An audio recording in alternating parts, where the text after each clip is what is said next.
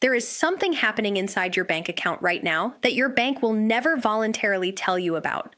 Not because they are breaking any rules, not because they are doing anything illegal, but because the way most Americans have their bank accounts structured is quietly setting their families up for one of the most painful, expensive, and emotionally exhausting legal processes that exists in this country. And the bank benefits from your confusion, so they have very little incentive to fix it.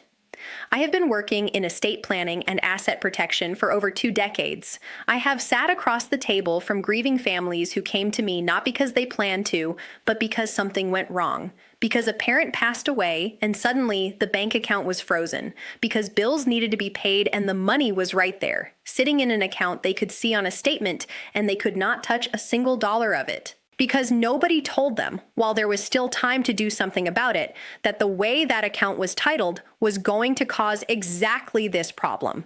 That is what this video is about. I am going to show you the mistake most people are making with their bank accounts right now, the 2 common fixes that sound reasonable but can actually make things significantly worse, and the one strategy that actually works. The one that keeps your money out of probate, keeps it protected, and keeps your family from going through an ordeal that should never have to happen in the first place. If you have a bank account in your name and people in your life you want that money to reach when you are gone, stay with me. Because what I am about to walk you through could save your family thousands of dollars, months of legal delays, and a level of stress that nobody should have to carry while they are already grieving. Let me start by explaining what probate actually means for your bank account in practical terms, because a lot of people have heard the word without fully understanding what it does to their family when it matters most. Probate is the legal process through which a deceased person's assets are distributed to their beneficiaries under court supervision. On paper, that sounds orderly. In practice, it means that when you pass away, if your bank account is still titled in your individual name, that account does not automatically go to your spouse or your children. Instead, it gets pulled into a court process that can take months, sometimes well over a year, depending on the complexity of your estate and the backlog of the court in your state. During that entire time, the account is frozen. The money sits there. Nobody can touch it. Think about what that actually means for your family in the immediate aftermath of losing you. There are funeral expenses that need to be paid. There may be outstanding bills, mortgage payments, utilities, medical expenses from your final illness. Your spouse or children may be dealing with their own financial pressures on top of the grief they are already carrying. And the money you spent your entire life building, money you fully intended for them to have, is locked inside a legal process that moves at the pace of the government rather than the pace of real life. I have watched families scramble to cover basic expenses because access to the estate was tied up for 6 months. I have seen the legal fees associated with probate eat up a meaningful percentage of the very assets that were supposed to go to the beneficiaries. Probate is not just an inconvenience. For many families, it is a financial crisis layered directly on top of the worst moment of their lives.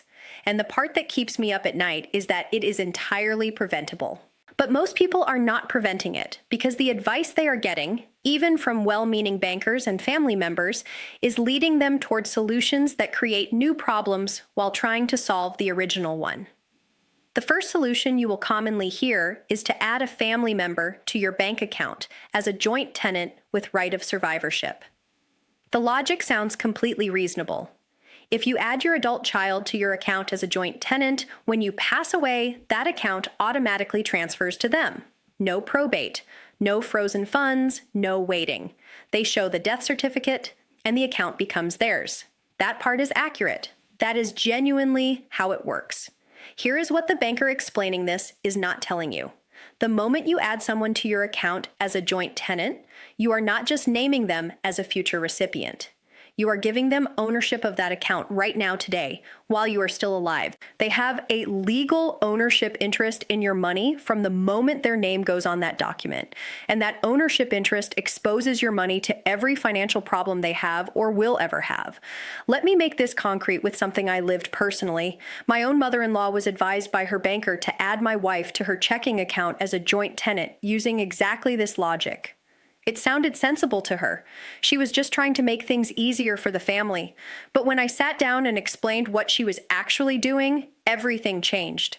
I told her that if my wife were ever involved in a lawsuit and a judgment entered against her, that judgment could potentially reach into my mother-in-law's personal checking account because my wife would legally own a portion of those funds. And because we live in a community property state, my debts become my wife's debts, which means my financial problems could touch my mother-in-law's money too. Then I pointed out something else. When she passed away and everything in that account automatically transferred to my wife as the surviving joint tenant, her other daughter would receive nothing from that account. She might trust my wife to split things fairly, and I believe she would. But now she had made that an informal burden we carried rather than a documented plan she made. Goodwill is never where you want your estate to live. She tore up the paperwork immediately. And I tell this story not because it is dramatic, but because it is exactly what happens in bank branches every single day across this country, where well-meaning advice creates a complicated problem while appearing to solve a simple one.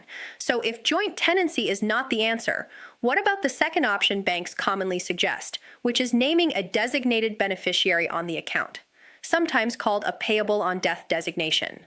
You fill out a form, specify who should receive the funds when you pass, and the account transfers directly to that person without going through probate. Simple, clean, done. Except it is not done because the simplicity of the setup does not account for the complexity of real life. Here's the problem I see most consistently. You name a beneficiary, but you cannot control what is happening in that beneficiary's life at the moment they receive those funds.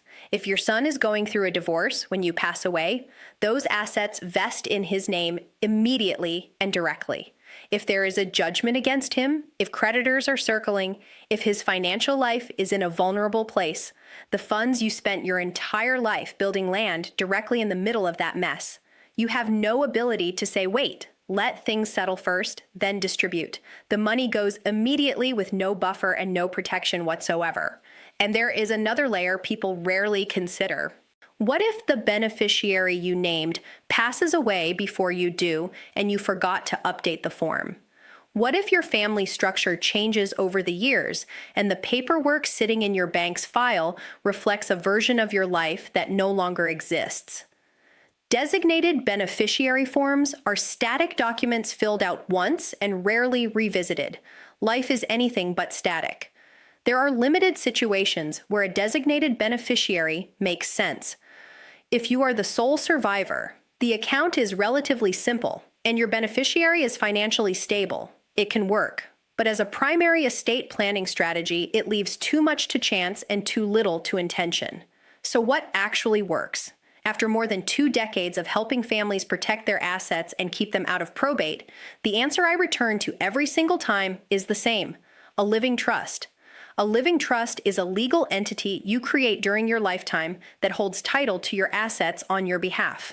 The characteristic that makes it so powerful is simple. You can pass away, but the trust does not. It continues to exist. It continues to hold the assets. And your successor trustee, the person you designate to step in after you are gone, handles everything according to your instructions without a court, without probate, and without freezing a single dollar. Here is how it works for your bank account specifically. Once your trust is established, you go to your bank and retitle the account into the name of the trust. So if I created a trust called the Riverside Family Trust, I would open a new account under that trust name, transfer the funds from my personal account into it, and close the personal account. The trust is now the legal owner of that checking account and savings account.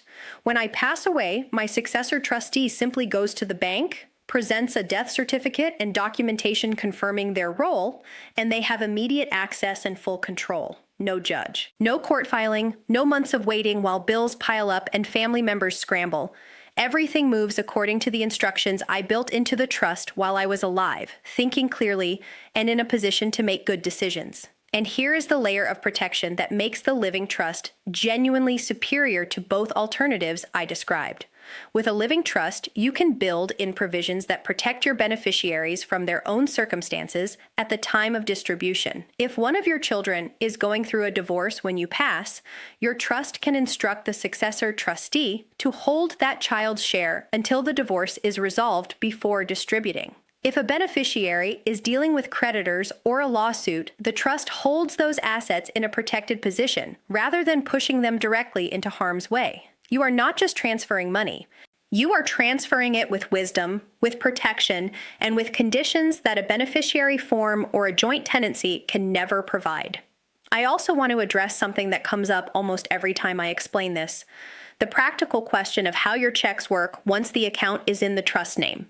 When you set up a trust account and order checks, you can instruct the bank not to print the trust name on the checks themselves. Your checks can read exactly as they do today, your name, your address, identical to what you have now. Nobody who receives a check from you will know it is connected to a trust. The statements show the trust name. The legal ownership sits with the trust.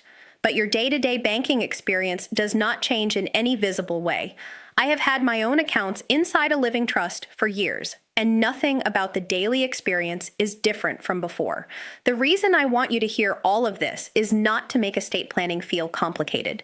It is to make it feel urgent, because the families I see ending up in painful situations are not careless people. They are families where a well-meaning parent structured their accounts based on advice that sounded reasonable from a banker or a neighbor, and nobody ever sat down with them and explained what would actually happen when the time came.